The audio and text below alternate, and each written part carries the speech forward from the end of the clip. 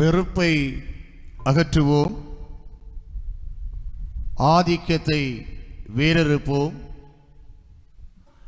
நல்லெண்ணத்தை நம்பிக்கையை உருவாக்குவோம். திருத்தந்தை லியோ அவர்கள் வழங்கிய உயிர்ப்பு பெருவிழா சிந்தனை இது. எங்கெல்லாம் வெறுப்பு உணர்வுகள் இருக்கின்றதோ அங்கெல்லாம் ஆதிக்க மனநிலை உருவாகின்றது. எங்கெல்லாம் ஆதிக்க மனநிலை இருக்கின்றதோ அங்கெல்லாம் நல்லெண்ணம் சீரழிக்கப்படுகின்றது.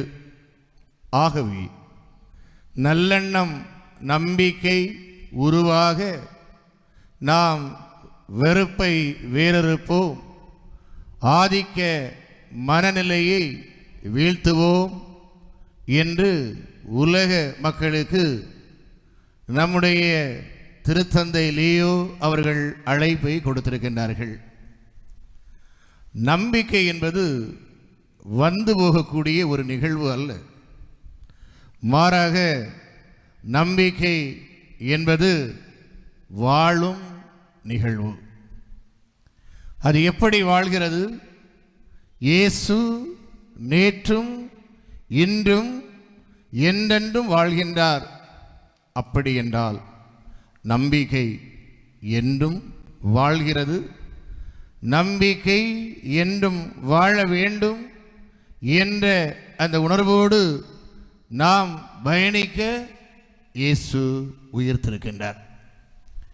பிரியமான அன்பு இறைமக்களே, இந்த பாஸ்கா காலத்திலே அதிகமாக இந்த வாரம் நமக்கு தொடர்ந்து வழங்கப்படக்கூடிய அந்த முதல் வாசகமானது திருத்தூதர் பணியிலிருந்து எடுக்கப்படுகின்றது. திருத்தூதர் பணியிலே இவர்கள் எந்த செய்தியை உலகிற்கு கொடுக்கின்றார்கள்? திருத்தூதருடைய பணி என்ன? திருத்தூதருடைய வாழ்வு முறை என்ன? தலைமுறை தலைமுறையாய் திரு அவையும் சமூகமும் கற்றுக்கொள்ள வேண்டிய பாடம் என்ன என்பதை இவை நமக்கு சொல்லிக் கொடுக்கின்றது. திருத்தூதர் பணியிலே அந்த பெரும் கோயிலுக்கு முன்பு அந்த அழகு மண்டபத்திலே பிச்சை எடுத்து கொண்டிருக்கின்றான் முடக்குவாதக்காரன். பேதுருவை பார்த்து கேட்கின்றார், பிச்சை கொடுமையா என்று சொல்லுகின்ற பொழுது பேதுரு குறிப்பிடுவார், என்னிடம் பொன் இல்லை, என்னிடம் வெள்ளி இல்லை, என்னிடம் பணம் செல்வம் ஒன்றுமே இல்லை, ஆனால் என்னோடு ஒரே ஒரு செல்வம் இருக்கிறது, இயேசு என்னும் செல்வமே அவர்.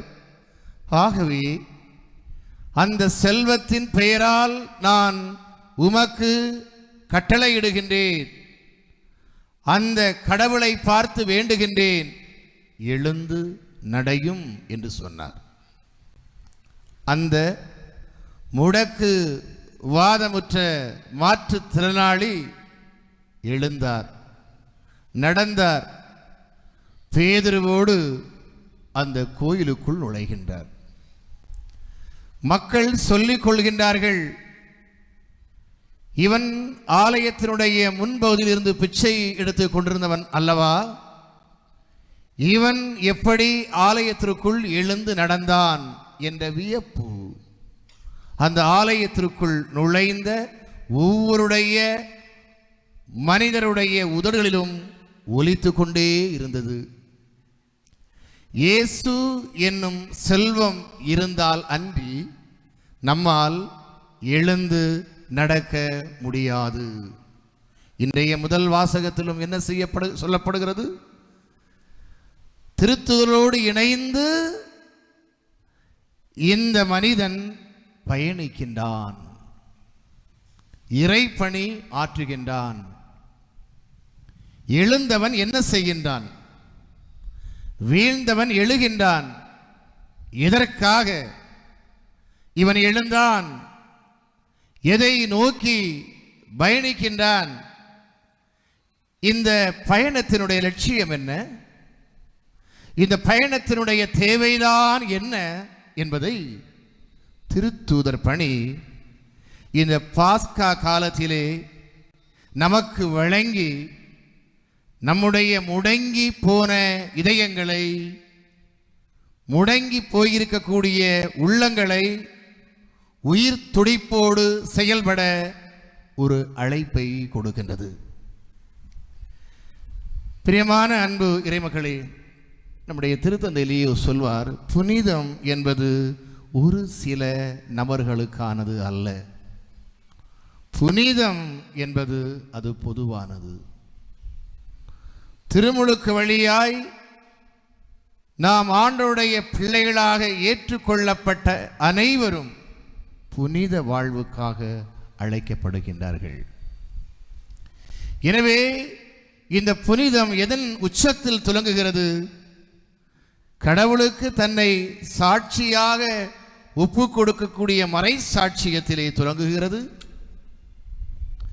நற்கருணையிலே தன்னையே முழுமையாக ஒப்பு கொடுத்து நம்முடைய வாழ்வினுடைய பலவீனங்களை அகற்றி பலப்படுத்தக்கூடிய நற்கருணை ஆற்றலிலே வெளிப்படுகிறது.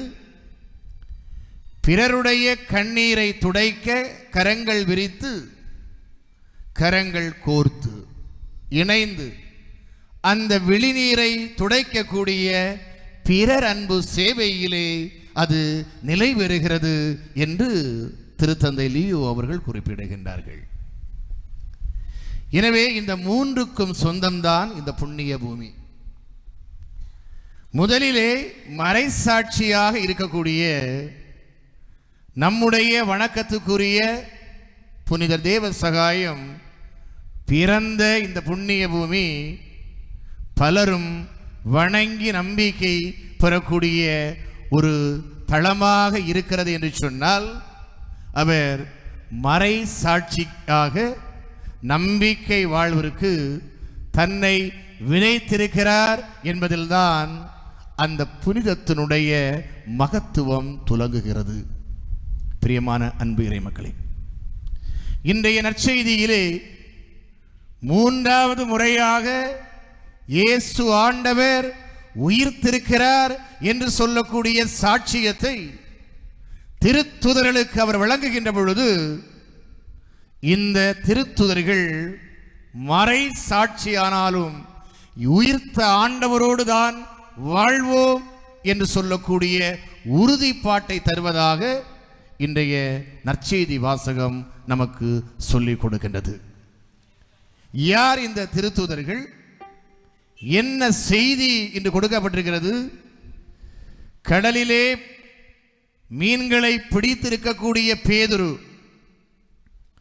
இயேசுவோடு மிக இணக்கமாக அன்பொழுக பயணித்த யோவான், இன்னும் இயேசுவினுடைய சீடர்கள் திருத்தூதர்கள் மீன் பிடிக்க கடலுக்கு சென்றார்கள். இதுதான் செய்தி. அந்த செய்தியினுடைய மையம் எதுவெனில், நம்மோடு வாழ்ந்த இயேசு அவர் உயிர்த்தார், உயிர்ப்பார் என நம்பிக்கையோடு நாம் இருக்கிறோம். அது உண்மை. ஆனால் பாவிகள், அக்கிரமாக ரோமை ஆளுநருடைய உத்தரவிலே இயேசு சாகடிக்கப்படுகிறார். இனி உயிர்த்த ஆண்டவரை நாம் எங்கு காண்போம்? ஆகவே அவர் நம்மோடு இருக்கின்ற வரை நமக்கு பயம் இல்லை, அச்சம் இல்லை.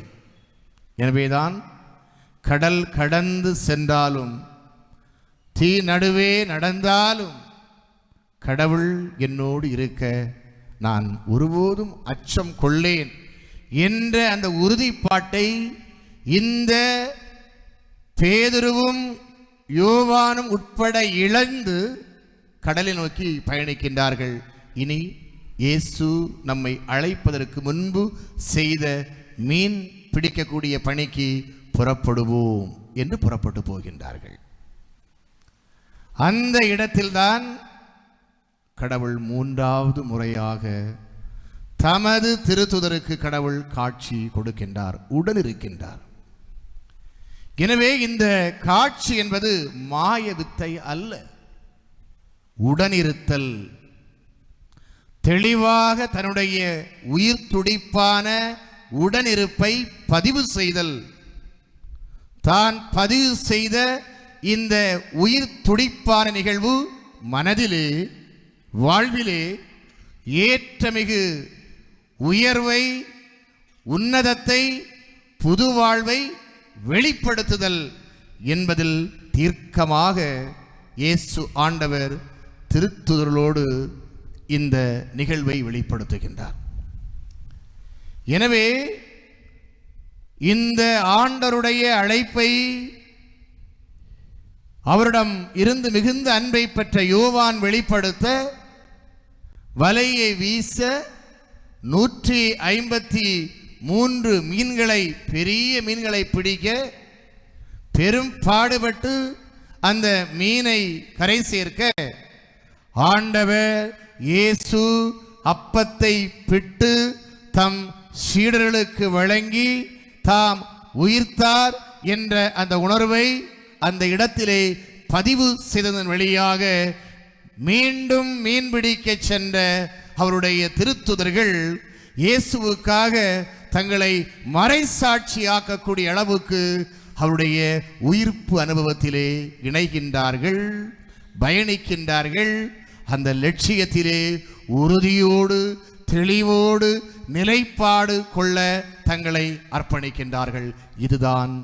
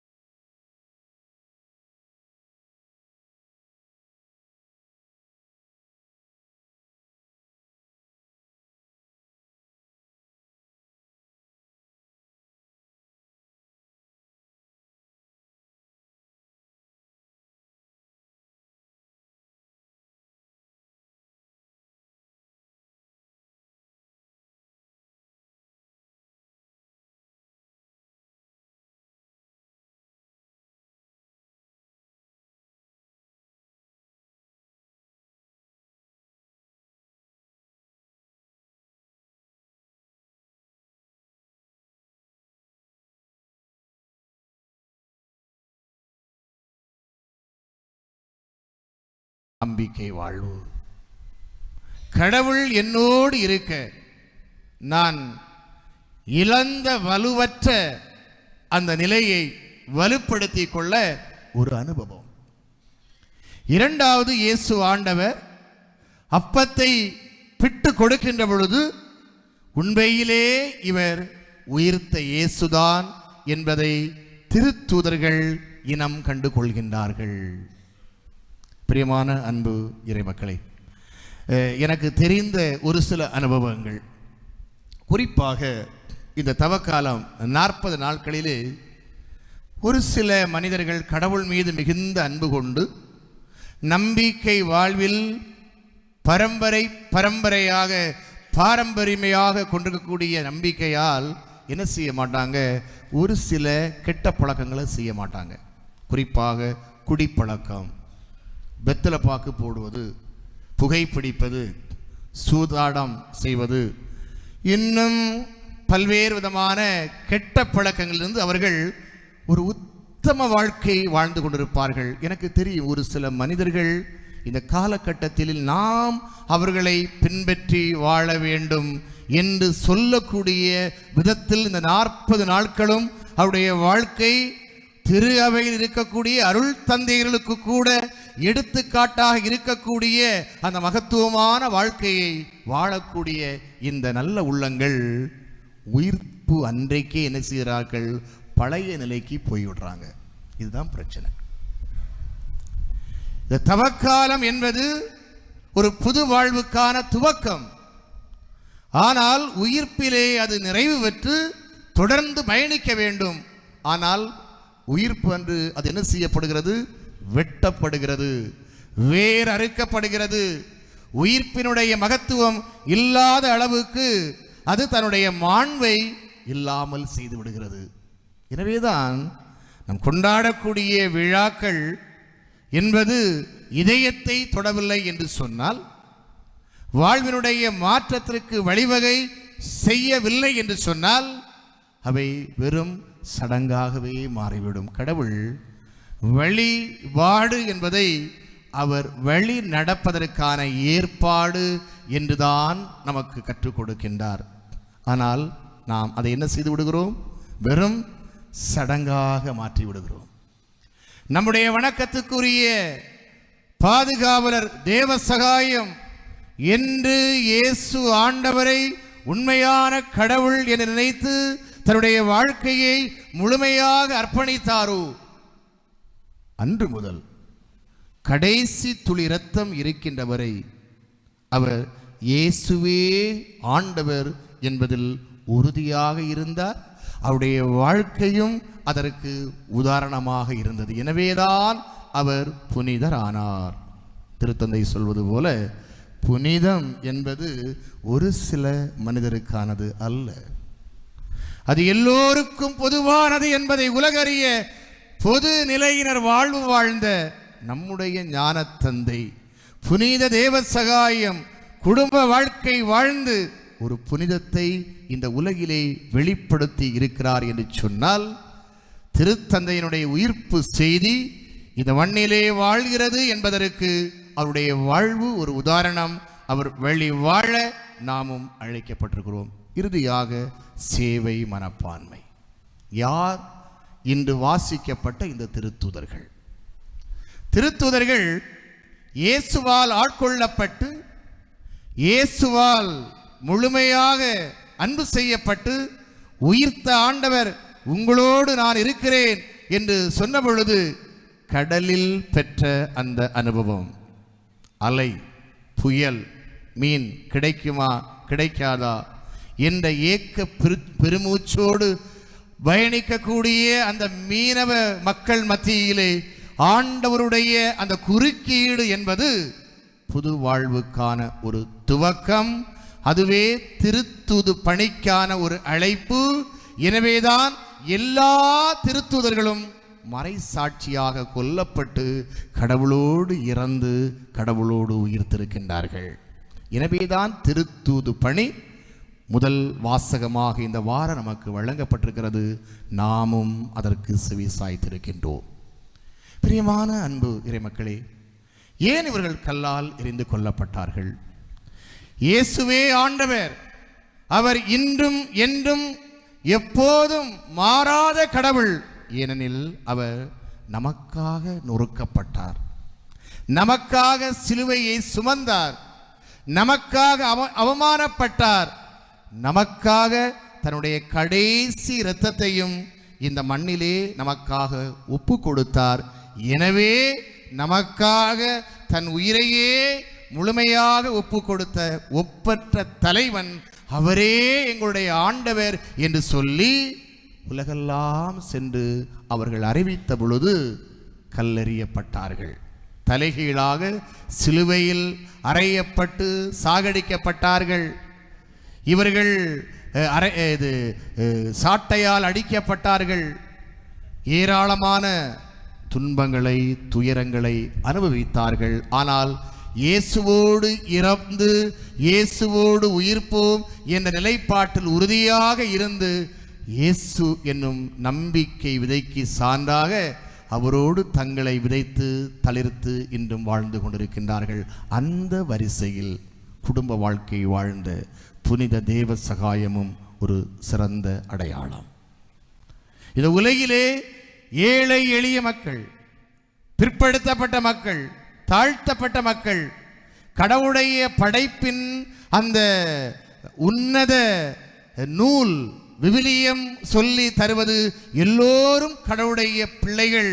அப்படி என்றால் ஏன் இந்த ஏற்றத்தாழ்வு? ஏன் உயர்ந்தவன் தாழ்ந்தவன் என்று சொல்லக்கூடிய பாகுபாடு? எனவே இந்த கையறு நிலையில் இருக்கக்கூடிய கைவிடப்பட்ட மக்களுக்காக இவர் அரசரிடம் சென்று அவர் தன்னுடைய விண்ணப்பத்தை கொடுத்தார், பரிந்துரைத்தார், உடனிருந்தார், உணவளித்தார், அவர்களோடு உறவு கொண்டார், அவர்களுக்கு முடிந்த சேவைகளை செய்தார். எனவே இவன் அரசனுக்கும் அரசனுடைய கொள்கை கோட்பாட்டுக்கும் எதிராக நிற்கின்றான், இவன் சாகடிக்கப்பட வேண்டும் என்று இயேசுவுக்கு பிலாத்து கொடுத்த அதே தீர்ப்பு நம்முடைய வணக்கத்துக்குரிய புனித தேவ சகாயத்திற்கும் கொடுக்கப்பட்டது. கடவுளோடு அவர் விதைக்கப்பட்டு இன்று அவர் மறை சாட்சியாக புனித நிலைக்கு உயர்த்தப்பட்டு அருள் வளங்களை பெறக்கூடிய விதத்தில் நம்முடைய மத்தியில் ஞான தந்தையாக வணக்கத்துக்குரிய பாதுகாவலராக புனிதராக ஏற்றம் பெற்றிருக்கிறார். இந்த இடத்தில் உயிர்ப்பு பெருவிழாவினுடைய காலத்தை நாம் கொண்டாடுகின்ற பொழுது உயிர் துடிப்புள்ள மக்களாக நாம் வாழ அழைக்கப்பட்டிருக்கிறோம். கடவுளை இனம் கண்டு கொண்டுள்ளோம் என்று சொன்னால் உயிர்ப்புக்கு சான்று பகர்வோம். இயேசுவை நாம் நம்முடைய இதய பார்வையோடு அக கண்களோடு அவருடைய தரிசனத்தை உள்ளார உணர்கின்ற பொழுது நாமும் இயேசுவோடு வாழ்வோம், இயேசுவோடு நாம் மரிப்போம், இயேசுவோடே உயிர்ப்போம். நிலையற்ற இந்த உலகில் நிலையான நம்முடைய வாழ்வு சொந்தமாக. எனவேதான் புனித வாழ்வு வாழக்கூடிய மனிதர்களுக்கு திருத்தந்தை லியோ சொல்லக்கூடிய செய்தி எதுவெனில், ஒருவேளை ஒரு மனிதன் தன்னுடைய அந்த பகைமையினுடைய உச்சத்திலே அதிகார ஆணவத்திலே மனித உடலை கொண்டடிக்கலாம், ஆனால் என்றும் சாகாத மனிதனுடைய ஆத்துமாவை எந்த மனிதனுடைய வல்லமையாலும் அழிக்க முடியாது. அந்த ஆத்துமாவை ஆளக்கூடியது உயிர்த்த இயேசு மட்டும்தான். எனவே நம்ம என்ன செய்யக்கூடாது? ஒருபோதும் கலக்கம் கொள்ளக்கூடாது, அச்சப்படக்கூடாது. கடவுள் நம்மோடு இருக்கிறார். புயலிலே காற்றிலே மீன்பிடிக்க சென்ற அந்த திருத்தூரோடு கடவுள் இருந்தது போல கடைசி துளி ரத்தம் சிந்துகின்றவரை நான் ஒருபோதும் சாகேன், இறந்தாலும் கடவுளோடு சாவேன், அவரோடு வாழ்வேன் என்று வாழ்ந்த நம்முடைய வணக்கத்துக்குரிய மண்ணினுடைய மறைசாட்சி பாதுகாவலர் புனித தேவ சகாயத்தை போல நம்பிக்கையோடு வாழ்ந்தால் கடவுளோடு வாழ்வோம், நிலையாக்கிக் கொள்வோம். அந்த வாழ்வுதான் நமக்கு நிம்மதியை தரும், நிறைவை தரும். அந்த வாழ்க்கையை நாம் பெற்றுக்கொள்ள வேண்டுமென்றால் புனிதத்தை போற்றுவோம், பகைமையை வேறறுப்போம், ஆணவ அதிகாரத்தை வெட்டி சாய்ப்போம், அன்பு என்னும் பிறரன்பு சேவையிலே நம்முடைய கரங்களை இதயபூர்வமாக கோர்ப்போம். இதயம் கொண்டு இயேசுனுடைய உயிர்ப்பை தரிசிப்போம். உடல் நிறைந்த அந்த உடல் நிறைந்த உறுப்புகளால் மட்டுமல்ல, கடவுளுடைய உணர்வுகளோடு உலகத்தை உற்று நோக்குவோம், உலகத்தில் வாழ்வோம், உலகத்தை ஆள்வோம். அதற்கான அருளை உயிர்த்த ஆண்டவர் புனித தேவ சகாயம் வழியாக இன்னும் அதிகமாக நமக்கு பெற்றுத்தர இந்த திருப்பலியிலே இணைவோம், இறை அருள் பெறுவோம். ஆமேன்.